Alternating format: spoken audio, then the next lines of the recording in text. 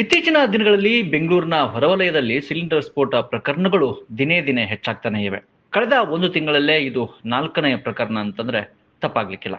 ಹೌದು, ಬೆಂಗಳೂರಿನ ಹೊರವಲಯದ ಹೊಸಕೋಟೆಯಲ್ಲಿ ಫೆಬ್ರವರಿ 4ರಂದು ಈ ಘಟನೆ ನಡೆದಿದೆ. ಮಧ್ಯಾಹ್ನದ ವೇಳೆ 5 ಜನರು ಮನೆಯಲ್ಲಿ ಸೇರಿಕೊಂಡು ಅಡುಗೆಯನ್ನ ಮಾಡುವಂತಹ ಸಂದರ್ಭದಲ್ಲಿ ಈ ಒಂದು ಸಿಲಿಂಡರ್ ಸ್ಫೋಟವಾಗಿದೆ.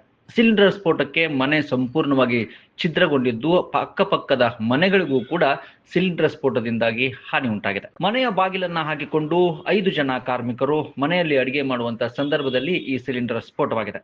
ಈ ಪೈಕಿ ಒಬ್ಬರಿಗೆ ತೀವ್ರತರವಾದ ಸುಟ್ಟು ಗಾಯಗಳಾಗಿವೆ. ಧರಿಸಿದ್ದ ಬಟ್ಟೆ ಸಂಪೂರ್ಣವಾಗಿ ಛಿದ್ರವಾಗಿರುವಂತದ್ದು, ಮನೆಯ ಮೇಲ್ಛಾವಣಿಯು ಕೂಡ ಸಂಪೂರ್ಣವಾಗಿ ಹಾರಿ ಹೋಗಿದೆ. ಸಿಲಿಂಡರ್ ಸ್ಫೋಟದಿಂದ ಭಾರಿ ಶಬ್ದ ಉಂಟಾಗಿದ್ದು, ಅಕ್ಕಪಕ್ಕದ ಮನೆಯವರು ಗಾಬರಿಯಿಂದ ಮನೆಯಿಂದ ಹೊರಬಂದಿದ್ದಾರೆ. ಬಳಿಕ ನೋಡಿದಾಗ ಇದೊಂದು ಸಿಲಿಂಡರ್ ಸ್ಫೋಟ ಪ್ರಕರಣ ಅಂತ ಗೊತ್ತಾಗಿರುವಂತದ್ದು. ಸಿಲಿಂಡರ್ ಸ್ಫೋಟದ ಬೀಭತ್ಸ ಘಟನೆ ಮನೆಯ ಹೊರಭಾಗದಲ್ಲಿ ಹಾಕಿದ್ದಂತಹ ಸಿಸಿಟಿವಿಯಲ್ಲಿ ಸಂಪೂರ್ಣವಾಗಿ ಸೆರೆಯಾಗಿದೆ.